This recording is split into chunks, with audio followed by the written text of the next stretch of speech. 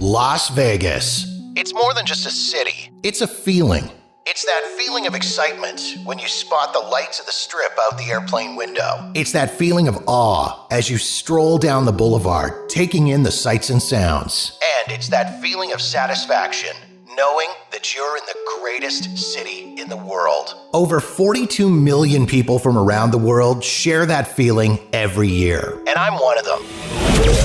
Taking you to the world-famous Vegas Strip and beyond, my name is Jeff, and this is Jeff Does Vegas. When you think about music in Las Vegas, there's likely some names that come to mind instantly, like Elvis Presley, or Frank Sinatra, Wayne Newton, or Liberace. If you're thinking along a more modern lines, maybe it's Celine Dion, or Cher, or Lady Gaga, or Bruno Mars. But I'll guarantee that punk rock is likely the furthest thing from your mind. A brand new attraction in Las Vegas is hoping to change that perception. The newly opened Punk Rock Museum houses the world's largest collection of punk rock artifacts and memorabilia. Everything from clothing, to instruments, to artwork, to posters, and more. All of it donated by the people who lived through it. Joining me on this episode of the podcast is Vinnie Fiorello, who you may know as the former drummer and lyricist for the Ska-Punk band Less Than Jake. Vinnie is also one of the co-founders of the museum and serves as the museum's chief marketing officer. Vinnie and I had a great conversation talking about the inspiration behind the foundation of the Punk Rock Museum, some of the famous names who were involved with creating the museum, and some of the very unique experiences that you can have when visiting the Punk Rock Museum. Please enjoy my conversation with Vinnie Fiorello.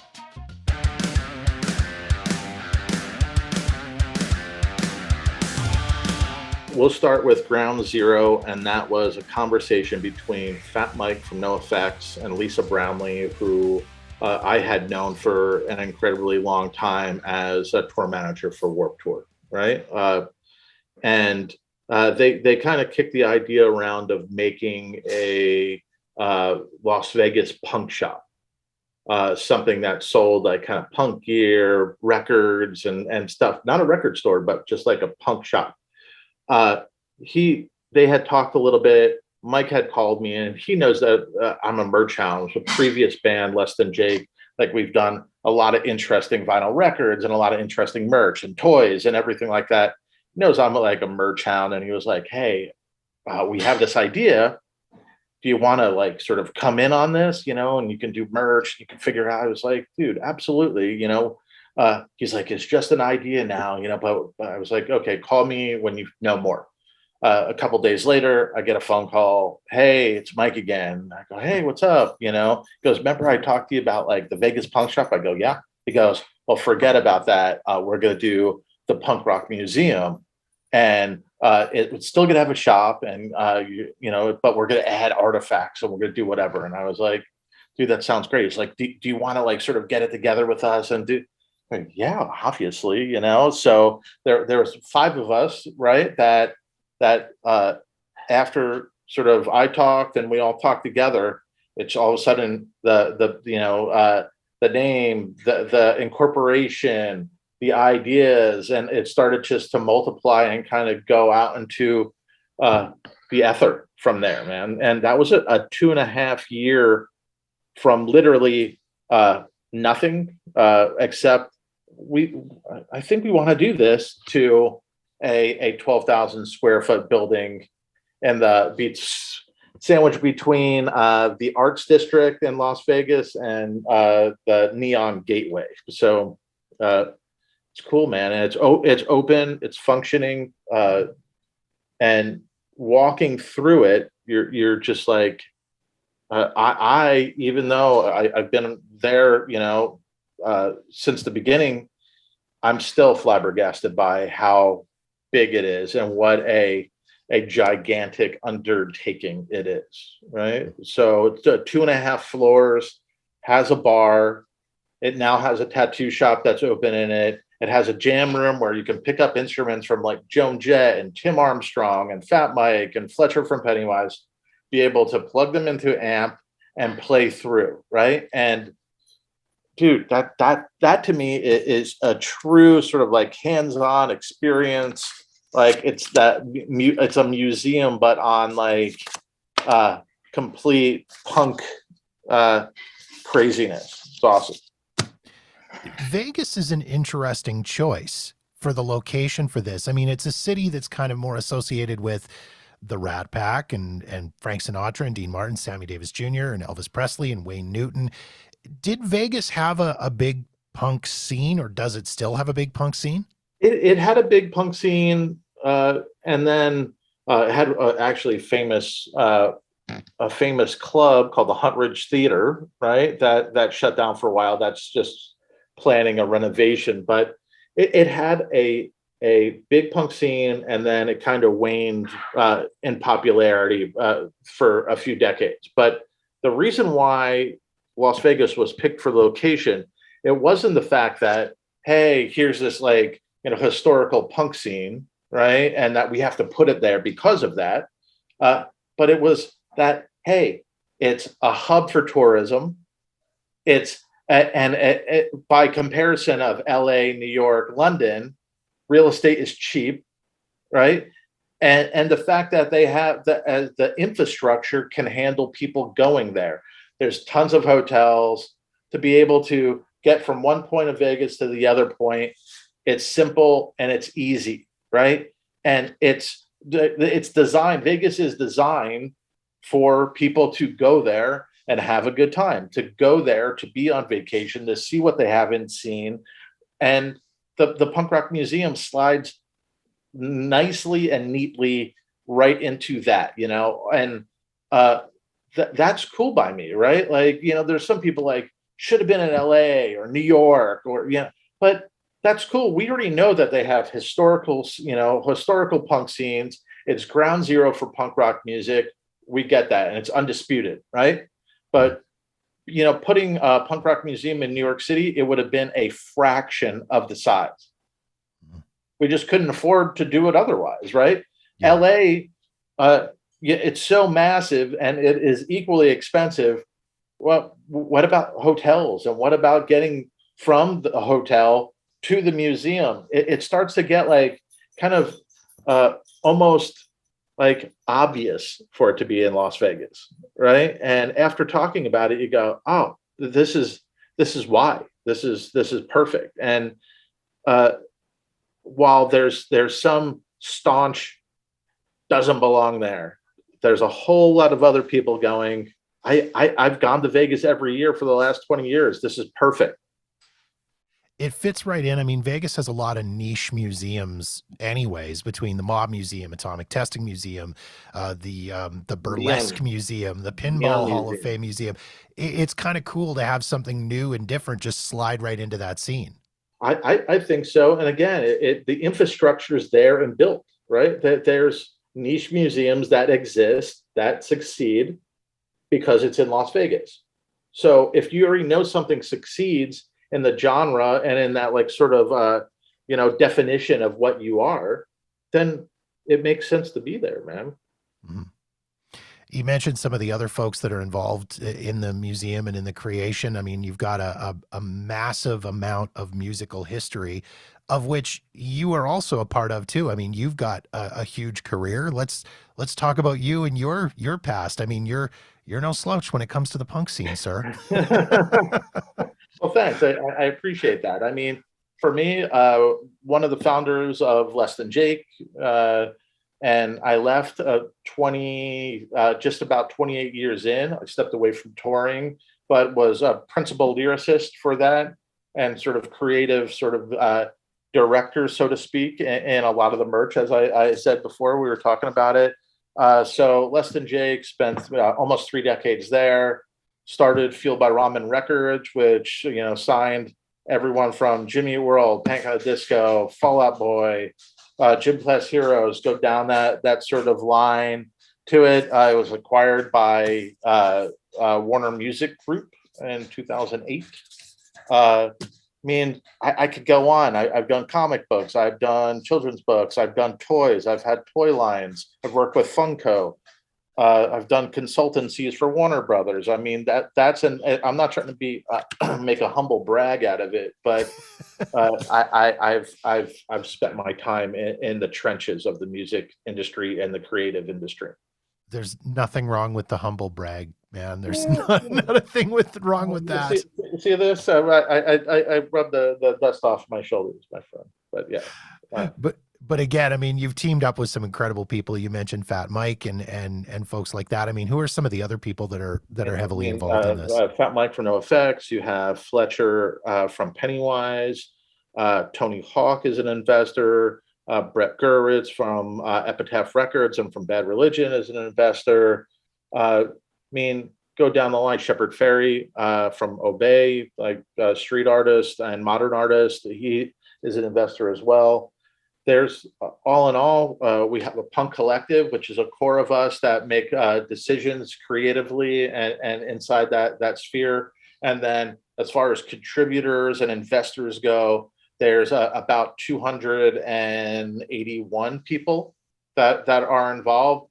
Everyone from late 70s, early 80s punk bands, all the way up to modern punk bands and record executives and modern artists, and go down the list. It's a lot of heavy hitters, and it's a lot of just awesome people, man, that have a collective, a lot of years in a collective musical realm. So awesome. You mentioned some of the contributors and the people that are involved. Let's talk about the eras that the museum focuses on. Does it focus kind of everywhere? Is it more modern or classic, or is it just a little bit of everything? How we set up the museum is first floor. It starts with a little bit of an introduction and a little bit of proto-punk, right? And then goes right into the 70s in New York City, and then goes into the 70s in London, 80s California, 80s New York, 80s Midwest. And then it goes into the 90s of Fat Records and Epitaphs, and when punk broke, and it goes into international punk bands, Canadian punk bands, goes into a heavy, like, sort of, we're assembling it now, but crossover corner. And then upstairs is the 2000s. So that's super modern Warped Tour era bands, right? And the funny thing is, you can kind of tell, right, that, hey, here's, punk broke in the 90s, but it's been such a heavy influence on sort of pop culture that punk's sort of micro genres now are you couldn't even count them.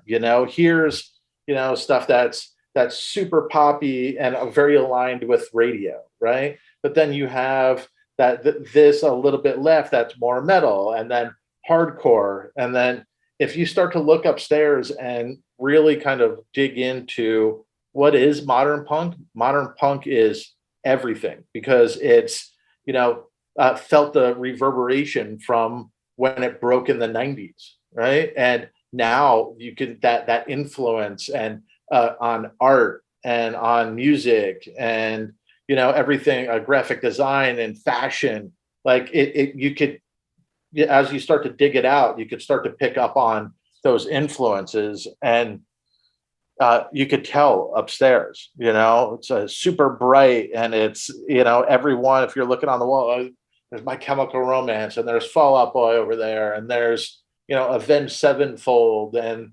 everything from even folk punk, there's some like folk punk that's like up there too. And you start to dig through it all, and that it's not just, hey, punk was this in the 80s, right? You understood if you said punk rock, it was very narrow, that definition, to now, hey, it's punk. It's an extremely wide swath of genres that make up for that scene. It's interesting that you say that, because in my head, I'm thinking about the years I spent in work. I worked top 40 radio from like 1998 to about 2002. And so I never thought of bands like Jimmy Eat World, for example, as a punk band, because I was playing it right next to songs by Britney Spears and Christina Aguilera. And it slid right in there. And I never really thought of them as a punk band per se. For me, it's that if you got in a van and you played at some shitty clubs that were punk clubs, right? And you were riding that crest of a wave in a scene inside the punk scene, right? Uh, you're a punker, man. Like, and you could try to like, dissect it all you want and go, oh, they're not a punk band. Maybe they're not a punk band now, but when they started and they were slugging it out, and counting their pennies to get, a bean burrito at Taco Bell each, right? They're a punk band. Yeah. That's it. So, Like I say, they're welcome in the museum. I just never thought of, as I say, because in my head, I'm playing those bands in that 10 in a row music mix alongside Eiffel 65. But even if you bring it back, right, and let's start talking about it, it's that B-52s started as a punk band, right? Pretenders, Blondie. I mean, we're talking about, Blondie is ground zero New York City for the punk scene, right?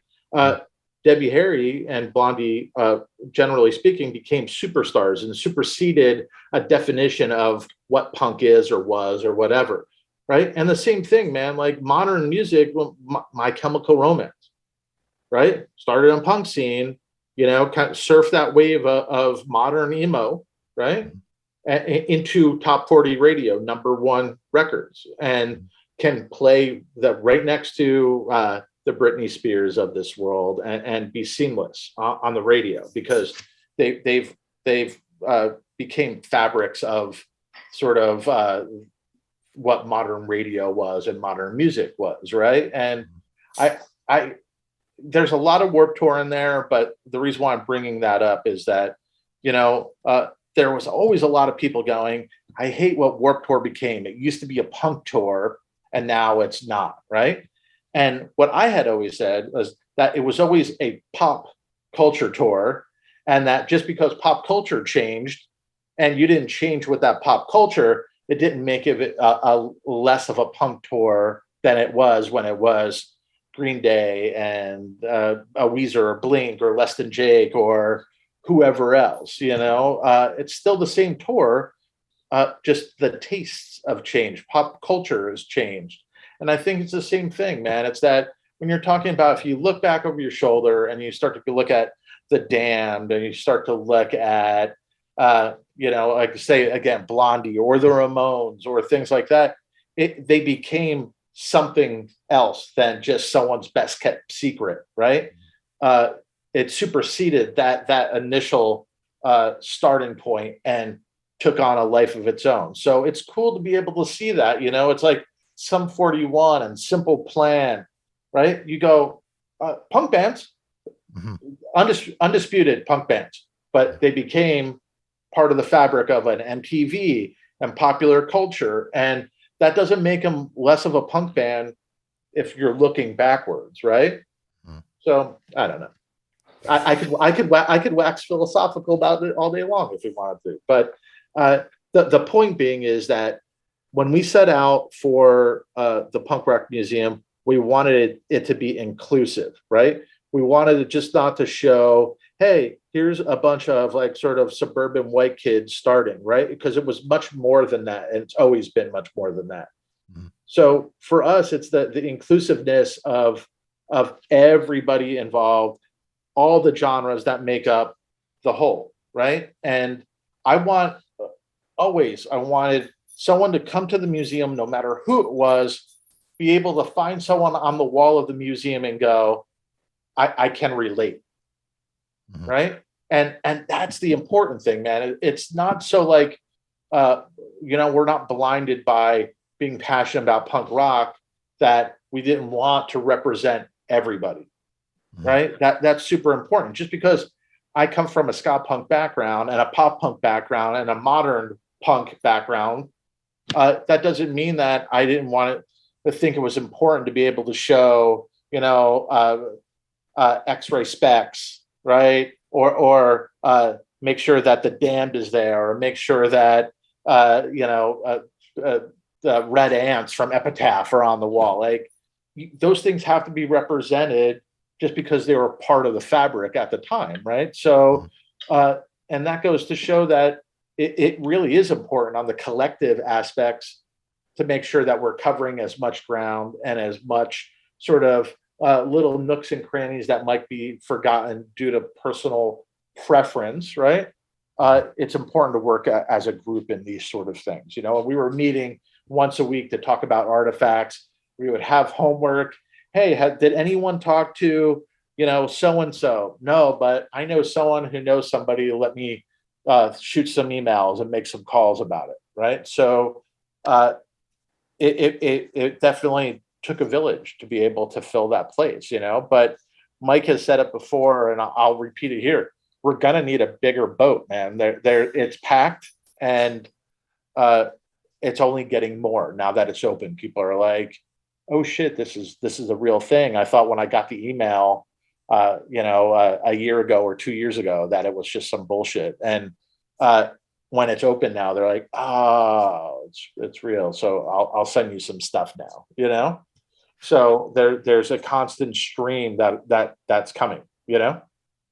I love that you mentioned the inclusivity, and that's kind of one of the things that's really neat about what you said, the eras that you're covering and everything. I mean, this is a place that the 60-year-old punk fan can walk in and see stuff or see things from the Clash and Blondie and the early days, and the 20-year-old can come in and see stuff from Panic at the Disco and Fall Out Boy.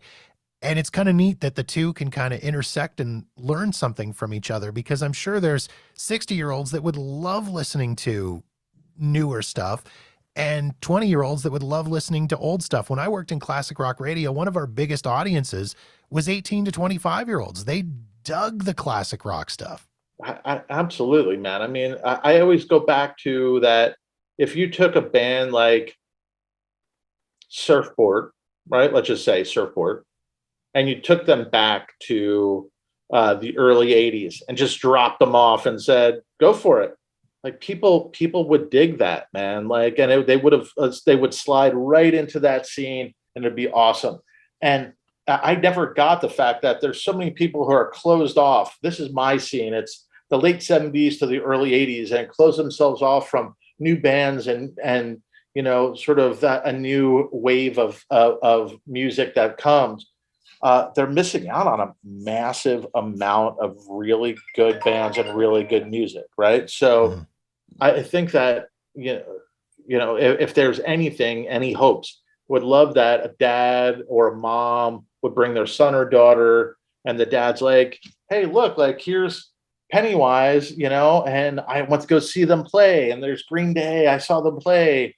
And there's Operation Ivy, like, you know, Green Day plays that song, and check it out. And then they walk upstairs and their kids are like, but check it out. There's the Bronx, and there's, Masked Intruder, and there's Panic at the Disco, or Fall Out Boy, or My Chemical Romance, or whoever, The Maine, whatever, and what have you, right? I'm just naming bands now. But my hope is that there's an equal sort of, I'll show you yours and you show me, you know, I'll show you mine type thing, right? And not in a weird way at all, but in the way that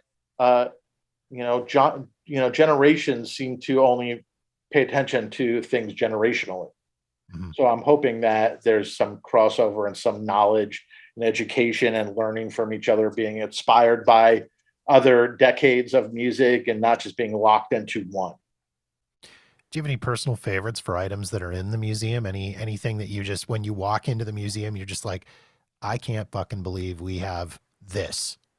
It's two things. It's the one of Billy Joe's blue guitars, right? And that's the guitars, man. That's from starting to being massive, right? Massive band. Those are the guitars, right? So being able to like look at that, it just takes me back in 1 second to seeing and falling in love with Green Day on 39 Smooth, and then Kerplunk, and then Dookie came out, and they became not my band, but everybody's band, right?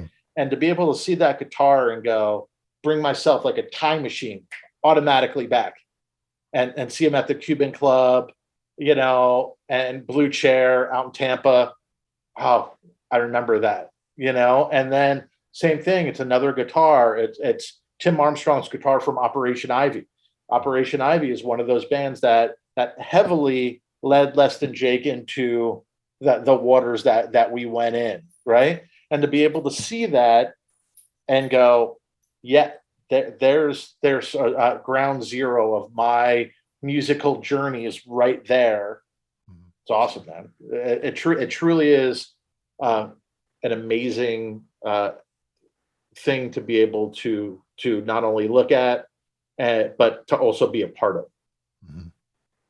There's a lot of music museums around the world and across the U.S. I mean, you've got, what used to be Experience Music Project EMP in Seattle, now Museum of Pop Culture, and Rock and Roll Hall of Fame in Cleveland. Pop's awesome. What sets the Punk Rock Museum apart from those places and those types of museums? You know what? I really think that, it's the experiential that we're going for, right? It's the bar that's there. It's the tattoo shop that's there. It's the jam room that you can go in and touch and play. And I really think that sets the bar in a different way than some of the other things, right? Some of the other music museums. Mopop's a little bit different, right? Because there's a lot of the experiential things that's there. But then if you go into the other direction of some other music museums, everything's behind glass. You can't touch anything. You can't really do anything besides look at it, right? So I think that for the museum, being able to show up and kind of spend the day, man. You can hang out, have a drink, walk through the museum, have another drink, maybe slide upstairs, play your favorite person's guitar, grab a tattoo. We have a chapel where you could get married. We also, the same chapel, you could get a wake if you want to remember some fallen friends. But we're really trying to put it and push it out that you can have the full experience there in the Punk Rock Museum. So there's more as far as program. We're just getting into programming now. So soon it'll be book signings, book readings. It'll be, acoustic shows, and it'll start to form this sort of epicenter of punk music and punk culture. Something else you guys do that I think is amazing that kind of sets you guys apart is you've got some real big names giving guided tours of the museum, which I think is awesome. I mean, you're not walking into the Rock Hall of Fame and Eric Clapton isn't coming in and giving you a tour. Well, that's, not to cut you off. I think the guided tours, you're absolutely right. It's a very exciting, sort of feature to have, right? Because I think to myself and go, I would love it if, Shepard Fairey, Obey, right? Was I could get a guided tour through, sort of modern art or street art with him and hear his stories about this is, why is this thing important to me and how it influenced me and the scene that he sort of ran with. Those are the things that, if you go, whoever, is coming in, it's CJ Ramone, right? To be able to hear his story, to be able to hear the stories about the Ramones and about the influence and about the sphere of people that were in his orbit and the bands that they toured with.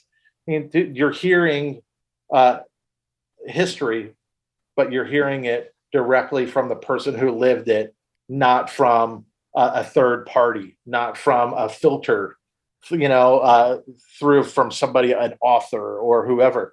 And that truly is an important part of what we're doing, right? And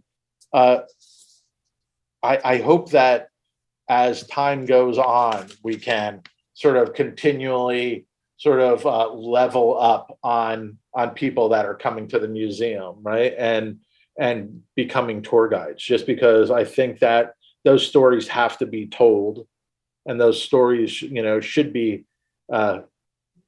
recorded somewhere as they do it, for sure. It really is such a cool experience. As I say, I mean, you're not going into these other museums and getting guided through them by the people that lived the history. That just isn't something that happens. I agree, man. It's so cool. You mentioned some of the experiences that people can have at the museum. They talk about weddings and the bar and tattoo parlors. Again, I assume this was something that right from the start was like, yeah, we got to do something different. Let's do weddings. Let's do wakes. Let's have a tattoo parlor. Like, you can't go again. You don't go to the Rock Hall of Fame and get a tattoo. Sir, you do not, right? And it's something that, while it did take, a little bit longer to assemble the museum than we anticipated, but that's with any business that you're starting literally from nothing, dust and up, right? But the good thing about those delays and those sort of moments where the project was on hold because we were waiting for X, Y, Z, find a building and buy the building, it allowed for other facets of the museum to come about organically, right? That it wasn't this rush of, we got to do all the stuff when you're talking about the museum. First, it was, we got to do the museum. And then little by little, these moments of, we got to have this, we got to do this, like, surely we should do that. And sometimes, it was, no, we're definitely not doing that. No, no, we're definitely not having a bar. No. And then, no, we are gonna have the bar because everybody else went, oh yeah, like we're gonna have the bar, even if you felt, as, oh, why would we have a bar at the museum? And then everybody's like, having a bar is the best idea. So you're like, all right, I'll vote it. Let's go.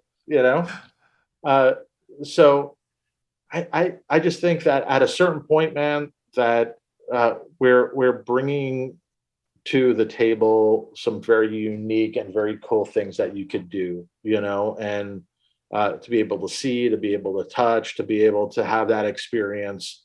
And we just have to continually add to that, right? Keep it fresh. I always say that it's a living museum, man. It's that what you see there is not necessarily what's going to be there a year from now, right? It's going to constantly morph and it's going to constantly change. And we're going to bring in artifacts and take out artifacts. And we're going to, have different programming, and we're going to bring in, level up experiences that are there now. And that's the way it should be. It's not meant to be the static thing, it always has to live and breathe and continue to grow.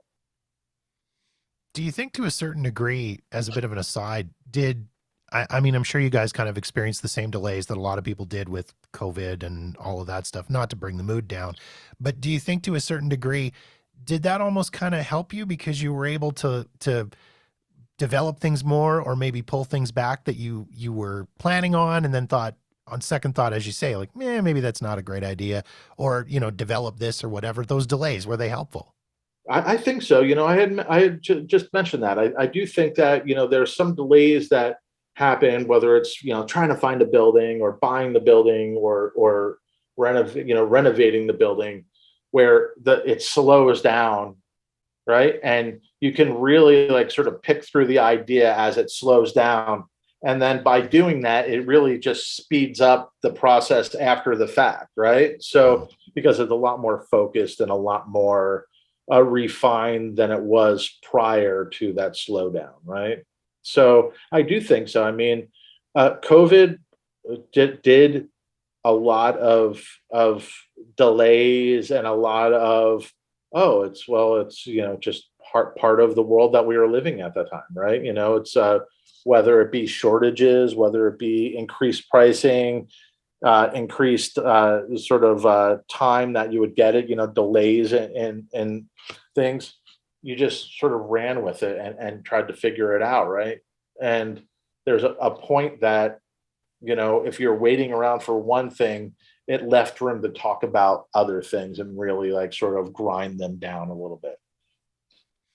Excellent. I love this idea and I can't wait. I've got a trip to Vegas coming up here and I am 100% planning on hitting up the museum because as a music guy, I feel like it's something I need to see and it's something that I'm excited about. I think it looks outstanding.